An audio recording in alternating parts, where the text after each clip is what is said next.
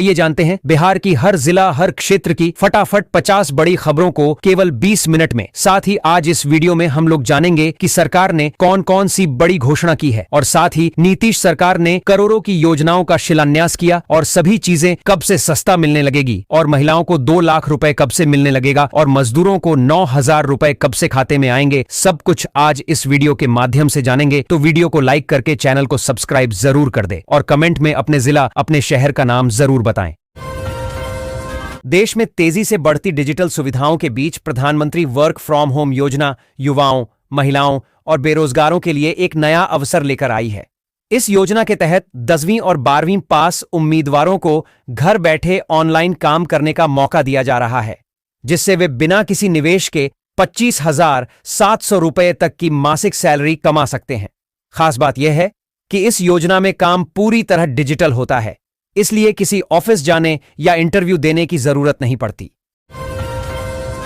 नीतीश कुमार ने चुनाव से पहले वादा किया था कि हमारी सरकार बनने के बाद सभी मजदूर के खाते में 5,000 रुपए महीना भेजा जाएगा। अब नीतीश कुमार चुनाव जीत चुका है। उन्होंने घोषणा कर दिया है कि 21 दिसंबर को सभी लेबर कार्डधारी के खाते में 5,000 रुपए भेजा जाएगा। इससे पहले सभी लेबर कार्डधारी अपने अपने खाते को आधार लिंक करवा ले। फ्री सिलाई मशीन खरीदने के लिए बिहार के सभी महिलाओं को 15,000 रुपए दिया जाता है, ताकि वह सिलाई मशीन खरीदकर कहीं भी दुकान करके अपना पेट चला सकती है और अपने परिवार का भी भरण पोषण कर सकती है। आजकल के महंगाई के दौरान महिलाओं के हाथ में कुछ ना कुछ रोजगार होना बहुत ही जरूरी है। इसी को देखते हुए नीतीश कुमार ने बिहार के सभी महिलाओं को फ्री सिलाई मशीन खरीदने के लिए 15,000 रुपए देता है। बिहार की महिलाओं को लखपति दीदी बनाने के लिए नीतीश सरकार अहम कदम उठाने जा रही है। महिला रोजगार योजना के तहत 10-10 हजार पाने वाली जीविका दीदियों का सर्वे कराया जाएगा और सालाना 60,000 रुपए आय वाली महिलाओं को चिन्हित कर उन्हें आर्थिक मदद और ट्रेनिंग दी जाएगी। बिहार के पटना से खबर है कि पीएचईडी मंत्री ने जलापूर्ति से जुड़ी शिकायतों पर अधिकारियों को कड़ी चेतावनी दी है। उन्होंने नल जल योजना में लापरवाही बरतने पर भी कार्रवाई की बात कही। मंत्री ने कहा कि जनता की शिकायतों का तुरंत समाधान होना चाहिए और योजना को समय पर पूरा किया जाना चाहिए, अन्यथा सख्त कार्रवाई की जाएगी। बिहार के सभी महिलाओं को दिसंबर के महीने में फ्री गैस दिया जाएगा और सब्सिडी के थ्रू उनके खाते में 1,500 रुपए भेजा जाएगा। इससे पहले जितने भी महिलाएं हैं गैस ऑफिस में जाकर फटाफट से अपने अपने खाते को ही केवाईसी और आधार लिंक करवा ले, ताकि सब्सिडी आने में किसी को दिक्कत ना हो। फ्री गैस सभी को 31 दिसंबर से दिया जाएगा। बिहार के उद्योग मंत्री दिलीप जायसवाल ने राज्य में अगले 5 वर्षों में 50 लाख करोड़ रुपए का निजी निवेश आकर्षित करने का लक्ष्य रखा है। उन्होंने कहा कि सरकार निवेशकों को हर संभव सुविधा प्रदान करने के लिए प्रतिबद्ध है। राज्य में निवेश को बढ़ावा देने के लिए नई नीतियां भी लाई जाएंगी। इससे राज्य में रोजगार के अवसर बढ़ेंगे और आर्थिक विकास को गति मिलेगी। नीतीश कुमार चुनाव जीतने के बाद सम्राट चौधरी को उप मुख्यमंत्री का पद दे दिया है। सम्राट चौधरी हर जिला में 2-2 बुलडोजर अतिक्रमण हटाने के लिए भेजा है। जितने भी सरकारी जमीन पर अवैध कब्जा किए हुए हैं सभी के घर दुकान सभी हटाया जा रहा है, जहां से एक 4 लाइन सड़क का निर्माण होगा और पटना की दूरी सिर्फ 4 घंटे में तय की जाएगी। पूर्णिया में अतिक्रमण हटाओ अभियान के कारण फुटपाथी दुकानदारों को परेशानी हो रही है। अनुमंडल प्रशासन ने नए साल में इन दुकानदारों को फूड पार्क और वेंडिंग जोन में शिफ्ट करने की बात कही है। सदर एसडीओ पार्थ गुप्ता और नगर आयुक्त कुमार मंगलम ने बताया कि शहर के वेंडरों को जल्द ही सही जगह मिलेगी और शहर को जाम से राहत मिलेगी। सरकारी स्कूलों में 9वीं से 12वीं कक्षा के छात्रों को पढ़ाई के साथ कौशल विकास, स्वरोजगार और उद्यमिता का प्रशिक्षण मिलेगा। राष्ट्रीय नई शिक्षा नीति के तहत छात्रों को स्वरोजगार और जीवन कौशल में प्रशिक्षित किया जाएगा। बिहार शिक्षा परियोजना परिषद ने शिक्षा मंत्रालय के निर्देश पर इस योजना पर काम शुरू कर दिया है, जिसकी शुरुआत पायलट प्रोजेक्ट के तौर पर पटना समेत 5 जिलों में होगी। बिहार में बढ़ती महंगाई को देखते हुए मुख्यमंत्री नीतीश कुमार ने मध्यम वर्ग के लोगों को फ्री में दाल, चावल, गेहूं, चीनी और उनकी जरूरत को पूरा करने के लिए 1,000 रुपए महीना भी देता है ताकि उनकी आवश्यकताओं की पूर्ति हो सके। नीतीश कुमार ने जीविका दीदी से जो 2 लाख रुपए महिला रोजगार योजना के तहत बिजनेस करने के लिए देने का वादा किया था, उसकी 50,000 रुपए की पहले किस्त 25 दिसंबर को सभी जीविका दीदी के खाते में भेजा जाएगा। इससे पहले जितने भी जीविका दीदी है, सभी अपने खाते को फटाफट से आधार लिंक करवा ले। यह पैसा टोटल 4 किस्तों में दिया जाएगा। हो सकता है इसमें आधा पैसा बाद में माफ किया जाएगा। बिहार सरकार ने मछुआरों को आर्थिक रूप से सशक्त बनाने के लिए नाव एवं जाल पैकेज वितरण योजना शुरू की है। इस योजना के तहत नाव और जाल की खरीद पर 90% तक सरकारी अनुदान मिलेगा। योग्य आवेदक 31 दिसंबर तक fisheries.bihar.gov.in पर ऑनलाइन आवेदन कर सकते हैं। यह योजना मत्स्यजीवी सहयोग समितियों के सदस्य तथा परंपरागत मछुआरे उठा सकेंगे। सरकार ने महिला मछुआरे और अनुसूचित जाति जनजाति को प्राथमिकता देने की बात कही है।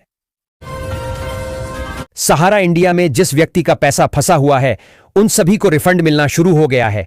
किसी को 10,000 रुपए दिया जाता है तो किसी व्यक्ति को 20,000 रुपए है, किसी को 50,000 रुपए। जिस व्यक्ति का जितना पैसा फंसा हुआ है, उन सभी को उनका पैसा वापस कर दिया जाएगा। किसी व्यक्ति का सहारा इंडिया में पैसा नहीं फंसेगा। 26 दिसंबर से सभी को पैसा मिलना शुरू हो जाएगा। बिहार सरकार ने थारू समाज के समावेशी विकास के लिए 30 करोड़ रुपए का विशेष आवंटन किया है। इस पैकेज से सामाजिक, आर्थिक और शैक्षणिक उत्थान से जुड़े कार्यों को गति मिलेगी। सरकार ने वंचित वर्गों के 22 लाख लोगों की सूची तैयार की है। पश्चिमी चंपारण में थरूहट विकास अधिकरण के माध्यम से जनहितकारी योजनाएं चल रही हैं। पटना में जनजातीय सेमिनार में जनजातीय समुदायों की भागीदारी पर जोर दिया गया। नीतीश कुमार ने लाइव आकर ऐलान कर दिया है कि पेंशन की राशि 1100 रुपए को बढ़ाकर 3,000 रुपए महीना किया जाएगा, क्योंकि आजकल महंगाई इतना बढ़ चुका है कि 1100 रुपए में कुछ भी होने वाला नहीं है। इसी बात को ध्यान में रखते हुए नीतीश कुमार ने घोषणा कर दिया है कि सभी को पेंशन 3,000 रुपए महीना जनवरी से मिलना शुरू हो जाएगा।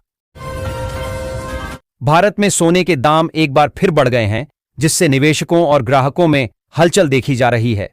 आज देश भर में सोने के रेट में बढ़ोतरी दर्ज की गई है।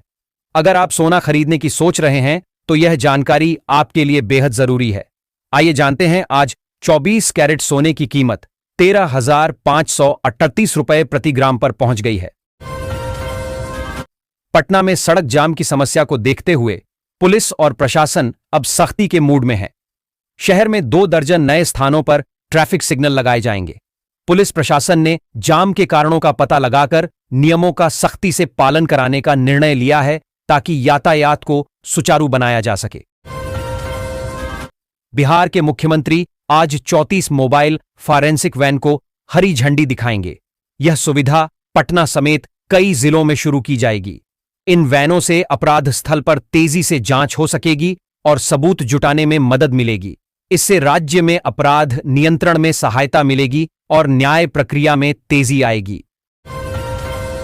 पूर्णिया में अब मुख्यमंत्री सोलर स्ट्रीट लाइट योजना के तहत सोलर लाइट लगाने से पहले भौतिक सत्यापन होगा। जिलाधिकारी अंशुल कुमार ने इस संबंध में अधिकारियों को निर्देश दिए हैं।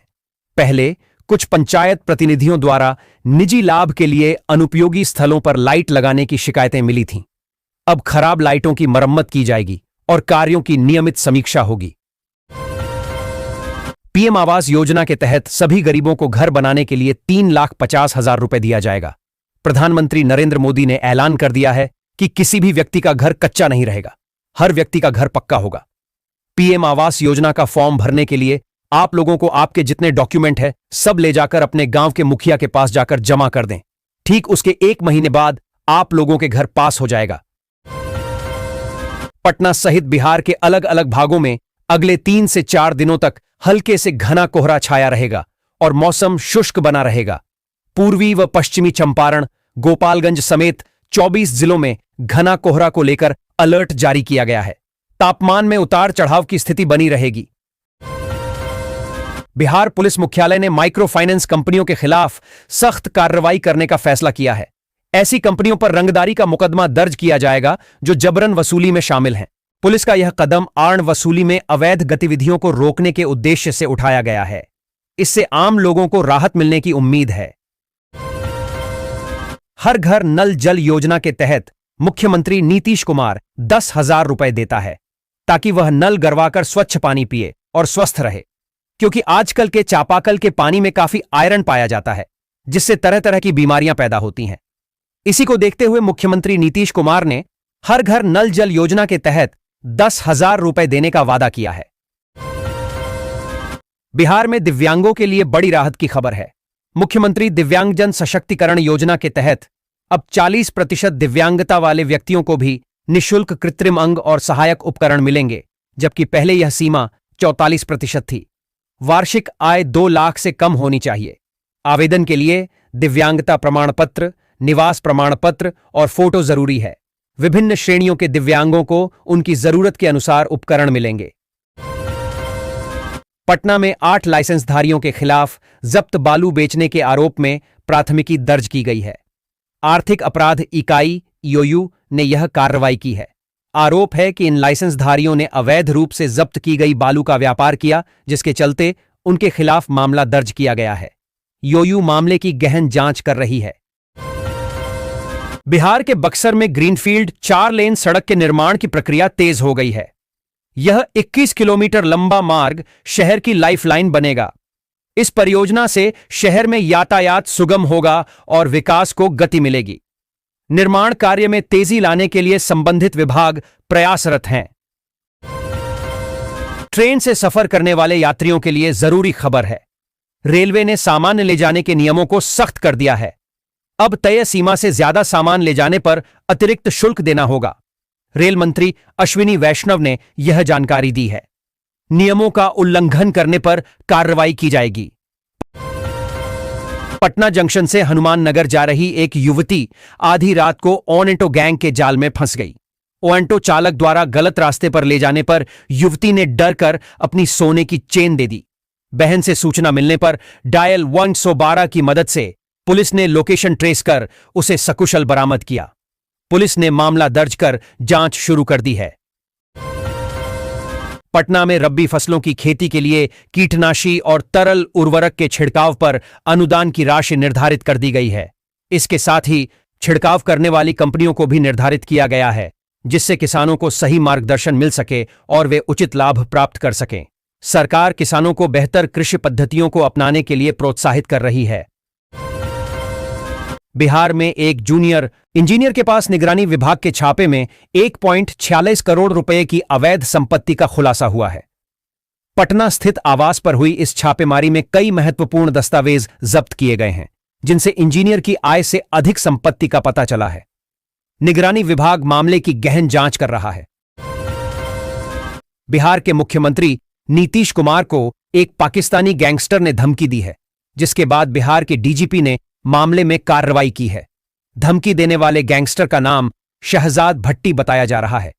पुलिस मामले की जांच कर रही है और गैंगस्टर के बारे में जानकारी जुटा रही है। मुख्यमंत्री नीतीश कुमार ने पटना के राजधानी जलाशय में प्रवासी पक्षियों का अवलोकन किया और उनकी गतिविधियों को देखकर आनंदित हुए। उन्हें जलाशय के वनस्पतियों और पक्षियों के बारे में विस्तृत जानकारी दी गई। जलाशय में विभिन्न प्रजातियों के पक्षी आते हैं, जिनके लिए भोजन और अन्य सुविधाएं उपलब्ध हैं।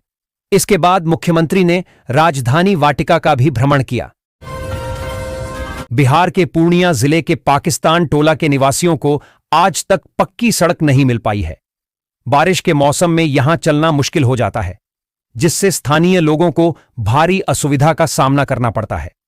सड़क की खराब हालत के कारण लोगों में निराशा है और वे मूलभूत सुविधाओं की कमी से जूझ रहे हैं।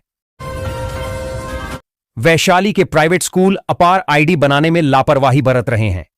शिक्षा विभाग के अनुसार अभी तक केवल 25% काम ही पूरा हुआ है। स्कूलों द्वारा दिखाई जा रही इस लापरवाही के कारण छात्रों का डेटा ऑनलाइन करने में देरी हो रही है। विभाग ने स्कूलों को जल्द से जल्द इस कार्य को पूरा करने के निर्देश दिए हैं। दिल्ली में अंडों में हानिकारक नाइट्रोफ्यूरान पाए जाने के बाद केंद्र सरकार ने देश भर में अलर्ट जारी किया।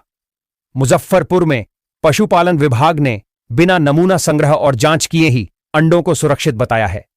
विभाग का कहना है कि उसने मुर्गियों के स्वास्थ्य की जांच की है और जिले में संचालित सभी लेयर व पोल्ट्री फार्मों का निरीक्षण किया है।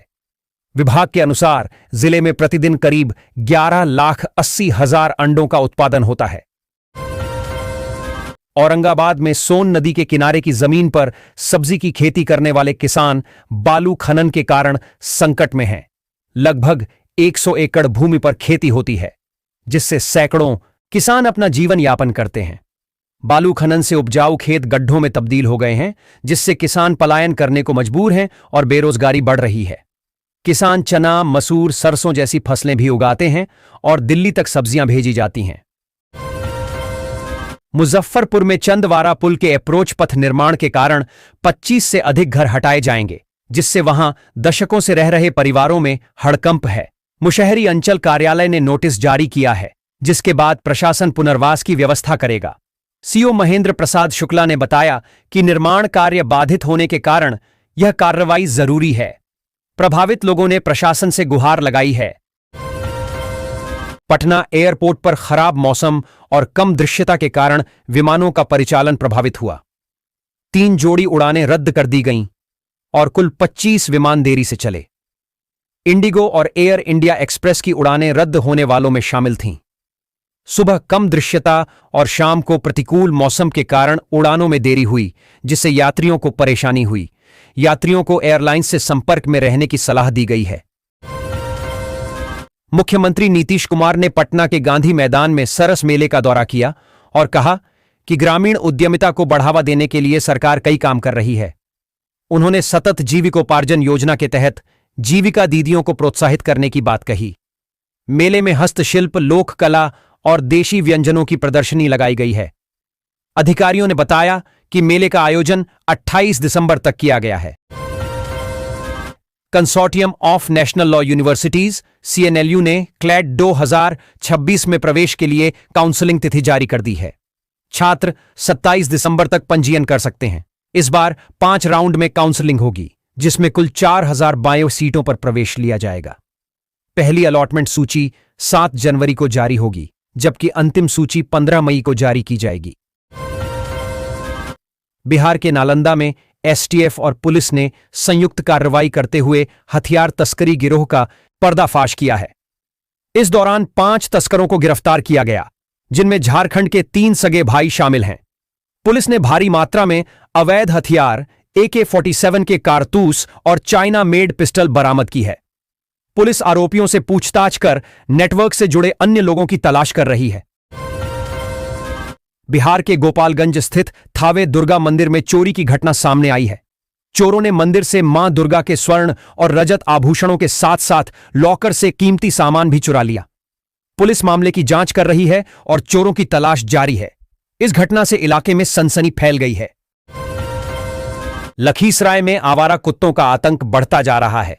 पिछले 11 महीनों में 6,070 से अधिक लोग कुत्तों के काटने से घायल हुए हैं। यह समस्या गंभीर होती जा रही है और स्थानीय लोग भयभीत हैं। प्रशासन से इस समस्या का समाधान करने की उम्मीद की जा रही है, ताकि नागरिकों को सुरक्षा मिल सके और कुत्तों के खतरे से बचाया जा सके। भागलपुर में जिला प्रशासन ने शहर को जाम से मुक्ति दिलाने के लिए कोयला डिपो और डिक्सन मोड़ से ऑन्टो और ई-रिक्शा चलाने की योजना बनाई है। DDC प्रदीप कुमार सिंह के नेतृत्व में टीम ने कोयला डिपो बस स्टैंड का निरीक्षण किया।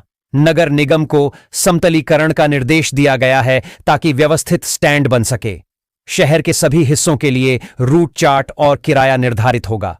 बस स्टैंड के हटने से रेलवे की जमीन का व्यावसायिक उपयोग होगा। केंद्र सरकार हरियाणा, केरल और तमिलनाडु के क्षेत्रीय ग्रामीण बैंकों को शेयर बाजार में सूचीबद्ध कराने की तैयारी में है। बिहार ग्रामीण बैंक को भी IPO की प्रक्रिया में शामिल किए जाने की संभावना है।